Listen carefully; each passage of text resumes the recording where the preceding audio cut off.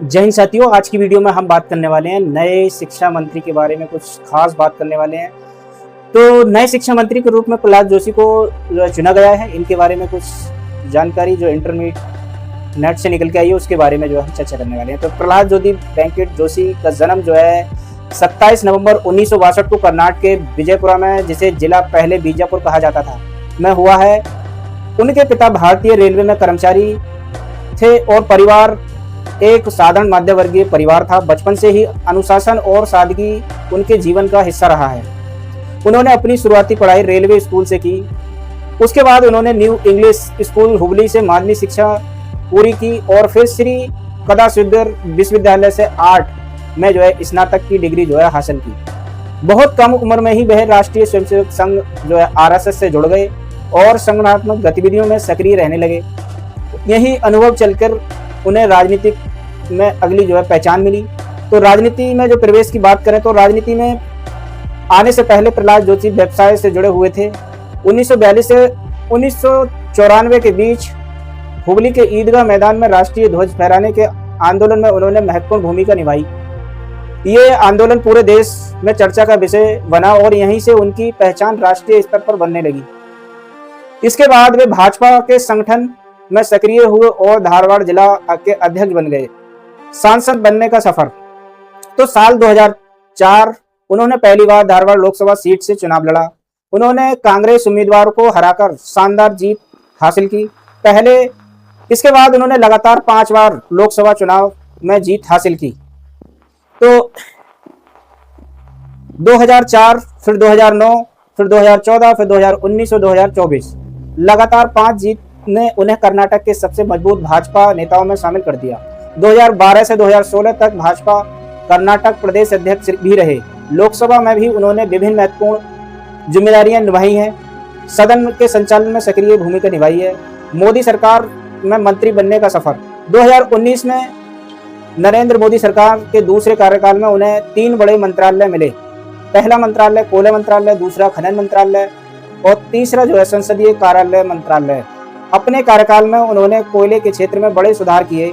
Commercial coal mining शुरू हुई, नई खदानों की नीलामी हुई और देश में कोयला उत्पादन बढ़ाने पर विशेष जोर दिया गया। महिलाओं को भूमिगत खदानों में काम करने की अनुमति देने जैसे महत्वपूर्ण फैसले भी लिए गए। संसदीय कार्य मंत्री के रूप में उन्होंने जो है संसद के सुचारू संचालन में महत्वपूर्ण भूमिका निभाई है। 2024 के बाद नई जिम्मेदारियां 2024 में मोदी सरकार के तीसरे कार्यकाल के दौरान उन्हें 2 नए मंत्रालय मिले हैं। उपभोक्ता मामले एवं खाद्य एवं सार्वजनिक वितरण, नवीन एवं नवीनीकरण ऊर्जा। इस दौरान उन्हें ऊर्जा, ग्रीन ऊर्जा, PM सूर्य घर ऊर्जा, खाद्य सुरक्षा जैसे विषयों पर काम किया।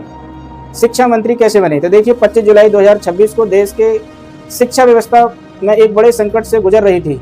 नीट UG पेपर लीक विवाद को लेकर छात्रों का भारी विरोध प्रदर्शन चल रहा था। इसी बीच तत्कालीन शिक्षा मंत्री धर्मेंद्र प्रधान ने इस्तीफा दे दिया और इसके बाद राष्ट्रपति द्रौपदी मुर्मू ने प्रधानमंत्री नरेंद्र मोदी की सलाह पर प्रहलाद जोशी को शिक्षा मंत्रालय का अतिरिक्त प्रभाव सौंप दिया।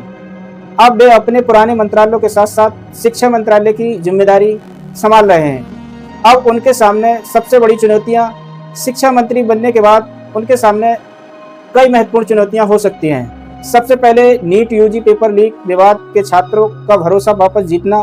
दूसरा जो है राष्ट्रीय परीक्षा एजेंसी यानी NTA की विश्वसनीयता पर मजबूती बनाए रखना और तीसरा जो है राष्ट्रीय शिक्षा नीति 2020 को प्रभावी क्रियान्वयन को आगे बढ़ाना और चौथी जो है भविष्य में परीक्षा प्रणाली को अधिक पारदर्शी और सुरक्षित बनाना।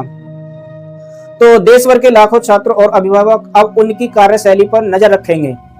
व्यक्तिगत जीवन, प्रहलाद जोशी का विवाह ज्योति जोशी से हुआ। उनकी 3 बेटियां हैं। उनके परिवार आमतौर पर सार्वजनिक राजनीति से दूर रहता है। उन्हें भारतीय शास्त्रीय संगीत सुनना, क्रिकेट देखना और पुस्तकें पढ़ना पसंद है। वे कन्नड़, हिंदी, अंग्रेजी भाषाओं पर अच्छी पकड़ रखते हैं। उनकी पहचान एक शांत और सरल और संगठनात्मक क्षमता वाले नेता के रूप में जानी जाती है। एक साधारण परिवार से निकलकर RSS स्वयंसेवक बनने तक, फिर वे भाजपा जिला अध्यक्ष और उसके बाद लगातार 5 बार सांसद और कर्नाटक भाजपा के प्रदेश अध्यक्ष और केंद्रीय मंत्री और अब वे देश के शिक्षा मंत्री के रूप में कार्यभार संभाल लिया है। प्रहलाद जोशी एक राजनीतिक सफर, कई दशकों की मेहनत और संगठनात्मक अनुभव की कहानी है। अब सबसे बड़ा सवाल यही कि क्या वे देश की शिक्षा व्यवस्था में भरोसा बहाल कर पाएंगे, क्या परीक्षा प्रणाली में बड़े सुधार देखने को मिलेंगे। इसका जवाब आने वाले समय में मिलेगा। अगर आपको ये वीडियो पसंद आया तो वीडियो को लाइक कर दीजिए और चैनल को सब्सक्राइब कर लीजिए और अपनी राय नए शिक्षा मंत्री प्रहलाद जोशी के बारे में जरूर दीजिए। Thank you. जय हिंद, जय भारत।